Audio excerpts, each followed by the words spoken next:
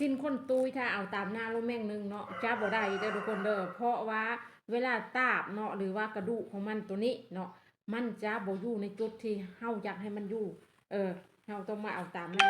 ที่41เนาะหลังจากนั้นเฮาได้แล้วทุกคนเนาะเฮาได้แล้วบัดนี้เก็ดคางเบื้องซ้ายเก็ดคางเบื้องขวาได้แล้วต่อไปก็มีแต่โชคเก็ดห้างและก็ซอกหัวเก็ดเนาะนี่ชอกเก็ดห้างเฮาจะเอาแป้ดไปปลายประมาณนี้เนาะเพราะว่าไซส์ตุยเลยทุกคนนี่เห็นบ่มันจะอยู่พีเลยเนาะมันจะอยู่พีเลยนี่จะอยู่บนเครื่องกลางสิ้นเลยเก็ดกลความหมายก็คืออันนุ้งซ้ายไปขวาเนาะนุ้งซ้ายไปขวานี่ตัวนี้เป็นเครื่องกลางสิ้นได้ตัวนี้ทุกคนนี่เมนูคิดไว้เมื่อก่อนเนาะเป็นเครื่องกลางสิ้นแล้วให้ย้ายเนาะถ้าว่าบ่อยากหาร2คือเมนูผ้าไลท์ EP ก่อนเนาะบ่อยากย้ายแล้วให้อันตัวนี้นี่ย้ายปกติเส้นหอมกังก้นจะอยู่นี่แต่ว่าเฮาย้ายเอาเส้นหอมกังก้นมาไว้นี่เนาะไว้นี่จากนี่มานี่ประมาณ3นิ้ว2-3 นิ้วก็ได้ทุกคนถ้าว่าสิ้นกว้างเฮากับเครื่องกลางสิ้นเป็นแบบได้แต่ว่าสิ้นบ่กว้างถึงเนาะสิ้นหอมเฮาต้องได้ย้ายมานี่ตัวนี้เป็นเส้นหอมกลางก้นจากจุดนี้มานี่เด้อทุกคนเด้อแล้ววันนี้เรื่องของหัวเก็ตต่างๆเนาะขั้นตอนนี้แมนเฮาไลฟ์ปกติมีแต่ให้ไปเบิ่งตามหน้าที่7วันนี้หัวเก็ตน่ะท้ายลูกค้าเท่าไหร่เนาะเอลเท่าไหร่เอล35เนาะท้าย44ครึ่งลบให้กันเหลือเท่าใดแล้วเอาหัวเก็ตแม่นเฮาจะเอาตามนั้นความกว้างเก็ตความยาวเก็ตแม่นมีให้เนาะเดี๋ยวเมนูไล่ก่อนแป๊บนึงท้ายลื่นแอลตัวนี้8นิ้วครึ่ง9นิ้วครึ่งทุกคนแอล35 36ท้าย44ครึ่งเนาะหรือว่า 44.4 ทุกคนนุ้งซ้ายเมนูจะเอาอยู่เก่าเนาะท้ายลื่นแอล9นิ้วนี่ตามนี้เลยเนาะตามนี้เลยตามปึมเลยเดี๋ยวเมนูเกิดความยาวเกตเป็นเอาปกติเนาะเอาปกติและการขีดเกตจะตั้งตั้งแต่ตัวนี้ทุกคนลูกค้าทายโตนเนาะเดี๋ยวเมนูจะมาให้เบิ้งใบของมันทุกคนความตั้งของใบของมันว่าเป็นเท่าไรนี่เฮาจะเอายับขึ้นมาจักหน่อยเด้อทุกคนเด้อเพราะว่าดะเดเนาะทายลูกค้าดะเดนี่การว่างตัวนี้เนาะการว่างตัวนี้ในปึมก็มีบอกให้ทุกคนในปึมก็มีบอกให้คือกันแล้วบัดนี้ถ้าผู้ใดอยากรู้ว่ามันใบมันอยู่จุดใดเนาะเฮามาคัดเข็มมุดใช่ถ้าอยากรู้ว่ามันเป็นแนวใดเนาะเฮาก็คัดเข็มมุดใช่เลยทุกคนตามเกตที่เฮาจะยิบแล้วก็มาเบิ่งเนาะมาเบิ่งตามปลาย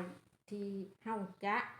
ว่าได้ตาบหรือบ่ว่ามันเป็นแนวใดเนาะมาเบิ่งกันนี่เห็นบ่ทุกคนเวลาเฮาปลายมาเฮาก็จะรู้เห็นบ่ชิ้นมันจะและก็ฝากไว้ทุกคนผู้ใดที่มีปัญหาเรื่องสิวทุกคนเป็นสิวเป็นฝ้าหน้าดำหน้ามองหน้าค้ำหน้าโบเรียบโบเนียนเนาะสบู่ตัวนี้ทุกคนจะซอยดูดหัวสิวออกแล้วก็ซอยรักษาสิวน้องเนาะผู้ใดที่มีปัญหาเรื่องสิวน้อยสิวตุ้มยกตุ้มใหญ่สิวโหจ้างเนาะสิวเกิดขึ้นตลอดเนาะจะซอยรักษาสิวดูดหูสิวให้สิวแห้งและก็รักษาสิวไหมเนาะแล้วก็รักษาสิวเก้าเนาะแล้วก็บ่ให้สิวไหมเกิดขึ้นตรงสบู่น้องส้มก้อนนี้ปกติ130 บาททุกคนแต่ว่ามื้อนี้เป็นหนูโปร2 ก้อน99,000กีบเนาะฝากไว้เด้อ ชิ้นมันหอมแน่นอนเฮาต้องได้ตาบเนาะถ้าว่าลูกค้าต้องการตาบถ้าว่าลูกค้าบ่ต้องการตาบก็เฮาก็บ่ตามให้วันนี้ถ้าว่าสมมุติเฮาบ่ตาบเฮาก็ต้องดึงข้างในออกมาแบบซีทุกคนนี่ดึงข้างในออกมาแบบซีอันนี้เมนูยังทันได้ยิบเด้อเอาเข็มมุดปักไว้แต่ซื้อทุกคนดึงข้างในออกมาแบบซีเนาะเพราะว่าอย่างน้อยให้มันรุดตัวนี้รุดคางตัวนี้ถ้าว่าเป็นขวาหาซ้ายก็ให้รุดคางทางขวาเนาะตัวนี้เป็นซ้ายหาขวาก็ให้รุดคางทางนี้ทุกคนรุดคางทางนี้ประมาณ2 นิ้วหรือ2 นิ้วครึ่งเด้อทุกคนเด้อยับจากจุดนี่จุดเก็ตคางเข้ามาประมาณ2 นิ้วเนาะ1 นิ้ว2 นิ้วหรือ2 นิ้วครึ่งทุกคนให้มันปกเก็ตน้อยตัวนี้เนาะเฮาก็ดึงออกมาประมาณนี้นี่เห็นบ่นี่เวลาเฮาดึงออกมาเนาะใบของมันจะอยู่นี่ทุกคนใบของมันจะย้ายขึ้นมานี่ย้ายจากจุดกลางขึ้นมานี่ถ้าว่าเฮาเอาเครื่องกลางสิ้นเป็นแบบเนาะเครื่องกลางสิ้นเป็นแบบแน่นอนตัวนี้ทุกคนบอลต่อกลางนี่บอลต่อกลางมันจะขึ้นมาพีเนาะมันจะขึ้นมาพีทุกคนขึ้นมาเทิงพีแล้วเวลาตาบสมมุติว่าเฮาตาบปุ๊บใส่นี่เนาะกับตาบใส่นี่มันจะอยู่ไกลกับบอลใส่ขอเนาะมันอยู่ไกลกับบอลใส่ขอมันจะอยู่แถวจุดนี้กับบอลใส่ขอเนาะอันนี้เป็นเหตุผลเป็นยังจึงต้องย้ายเนาะจากเครื่องกลางสิ้นมาพีเนาะสำหรับสิ้นคนตุยทุกคนเฮ็ดแบบนี้เด้ออันนี้ถือว่าสิ้นกว้างเนี่ยได้ถ้าว่าสิ้นหอมแห้งกับเต อย่าลืมกดไลค์กดใจในเด้อผู้ใดเห็นกันทุกคนเนาะคอมเมนต์กันมาได้เนาะอยากถามอย่างเด้ออันนี้ผ่านไปสำหรับชินคนตุยเนาะทุกคนเนาะถ้าขวาไปซ้ายก็เฮ็ดกงกันข้ามกันเนาะแล้วก็